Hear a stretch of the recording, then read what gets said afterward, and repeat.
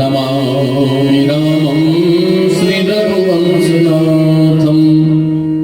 उद्भव स्थिति संहार कारणीं क्लेश हारिणीं सर्वश्रेयस्करीं सीतां नतोऽहं रामवल्लभां मनोजवं मारुततुल्यवेगं जितेन्द्रियं बुद्धिमतां वरिष्ठं वातात्मजं वानरयूथमुख्यं श्रीरामदूतं शरणं प्रपद्ये।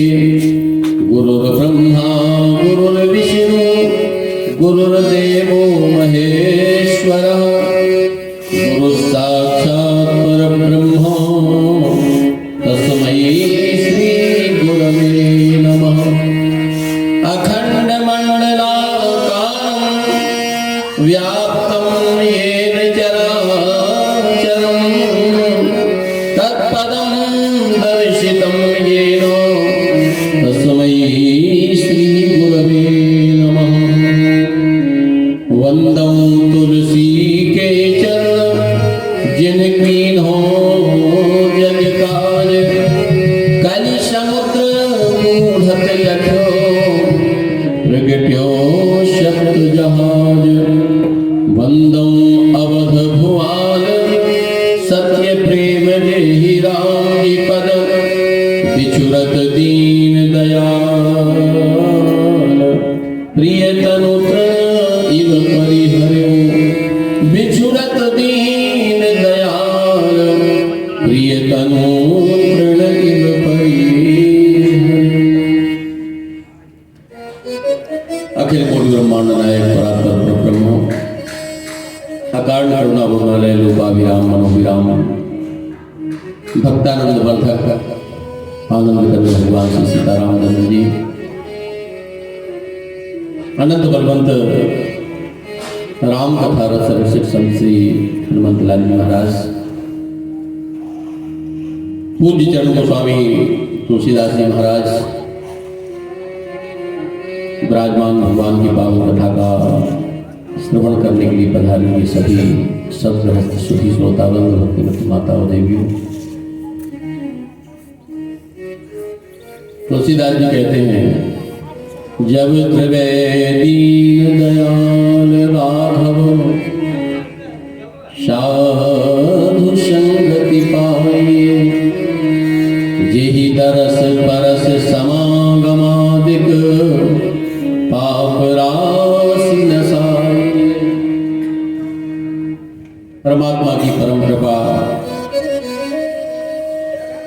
या संतों की भाषा में अति कृपा उसे कहें कि उसी के परिणाम स्वरूप हम बैठ करके भगवान की पावन चर्चा सुन पाते हैं। और अति कृपा जब वो परमात्मा करता है तो प्रत्येक प्राणी के भीतर रहने वाली जो मूर्खता है जो अज्ञान है उसे मिटाने का प्रयास करता है। सारे जो दुख की जड़ है सारे दुखों की जो कारण है दुखों का कारण वो केवल हमारा अज्ञान केवल हमारी मूर्खता है।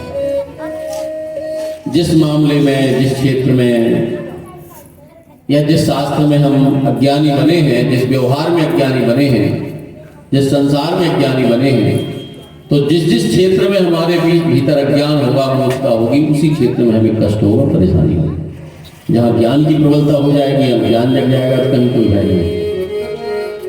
यश्च मूर्तमेव लोके यश्च बुद्धि परम गता। या तो अज्ञानी इतने हो जाए हम कोई भेद ही न समझ पाए।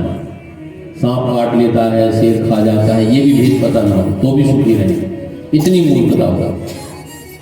वो थोड़ा सा भी व्यवहार सीख लिया है तो फिर इतने बड़े ज्ञानी बन जाए कि सांप कटेगा तो होगा क्या शेर खाएगा तो होगा क्या तो भी भय निकल जाएगा। तो निर्भय होने का एकमात्र साधन है हम किसी न किसी तरह कुछ जान जाए कुछ समझ जाए। और जिस दिन हमें समझदारी हमारे भीतर आ जाएगी उसी दिन निर्भय हो जाएंगे। एक रात बहुत अच्छा ज्ञान प्राप्त हो जाए बहुत कुछ जान जाए तो भी जो है हम निर्भय हो सकते हैं। लेकिन इतना हमारे पास वक्त नहीं है समय नहीं है कि हम सब कुछ जानने के लिए बैठे रहें सारे शास्त्र पढ़ लें सारा ज्ञान पढ़ लें। उम्र भी इतनी नहीं है कि हम अपने जीवन में ही सारे ज्ञान को प्राप्त कर पाए। कई लोग करते रहते हैं, जीवन चला जाता है, तब भी अधूरे रह जाते हैं।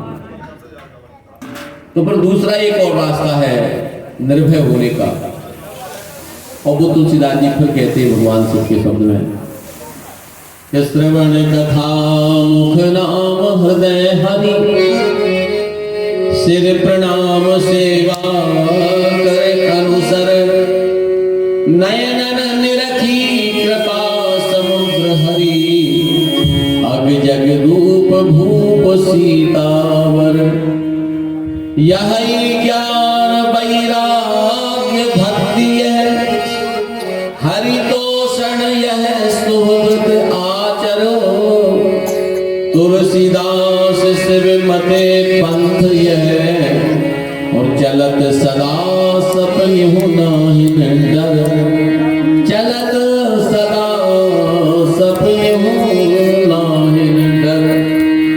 कहते स्वप्न में भी है यदि भय से मुक्त होना है, किसी भी प्रकार का भय जीवन में न बचे, तो दूसरा एक सरल रास्ता है कि हम अपने शरीर के हर अंग को भगवान से जोड़ें।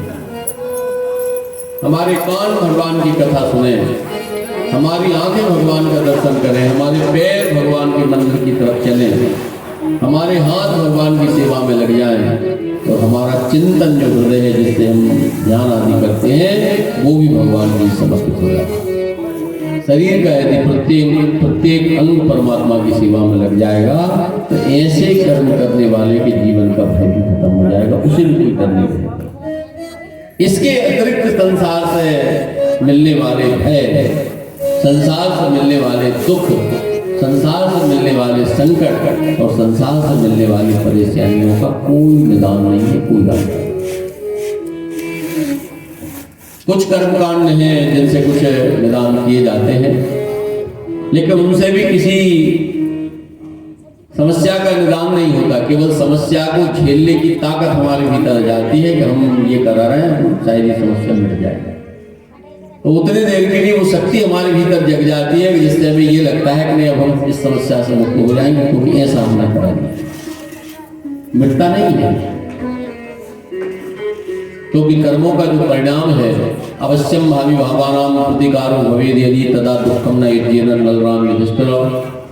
कर्मों के परिणाम के लिए यदि कोई बचाने की शक्ति होती, कोई क्षमता होती, कोई योग्यता होती, तो भगवान राम ने कष्ट भोगा, दशरथ जी ने कष्ट भोगा, भरत जी जो है रोते रोते परेशान रहे, पूरे अयोध्यावासी जो है विलाप कर रहा है, जो राम जी के बड़े प्रेमी हैं, राम जी के बड़े निकट रहने वाले हैं।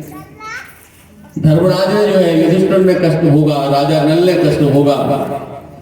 भगवान शंकर की हम कथा सुन रहे हैं कि उनकी पत्नी उन्हें छोड़ करके बिना बताए चली गई, उनकी बात मानने के लिए तैयार नहीं है। तो यदि किसी भी समस्या के प्रतिकार का कोई साधन शास्त्रों में बताया होता तो ये महापुरुष कष्ट नहीं होते। इतना जरूर है कि जो भी दुख है उसे भगवान के भजन से भूलने का प्रयास किया जाए, उसे भगवान के स्मरण से भूलने का प्रयास किया जाए।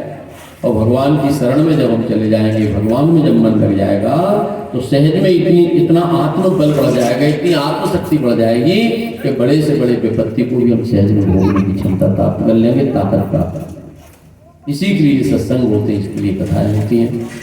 तो आइए आज की इस कथा का हम श्रवण करें, उससे पहले बड़े प्रेम से भगवान के नाम का संकीर्तन करेंगे। और फिर एकादशी भी है, सोमवार का दिन भी है। कल की चर्चा जो शेष रह गई थी भगवान शिव के विवाह की जो है, उस चर्चा को करते हुए और फिर जितनी कथा आगे बढ़ेगी कथा आगे बढ़ाने का प्रयास करेंगे। तो आइए प्रेम से जो है पहले भगवान के नाम का संकीर्तन कर लें, फिर यथा समय कुछ आपसे निवेदन करने का प्रयास करें। श्री सीता